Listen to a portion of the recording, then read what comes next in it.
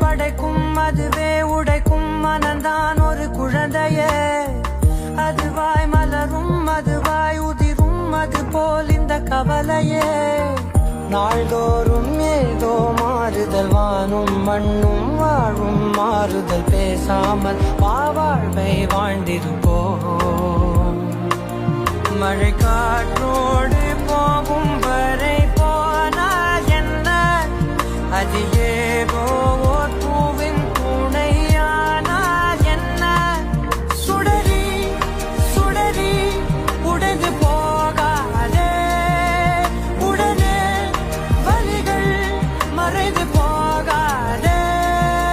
சில நாள் வரைக்கும் அதை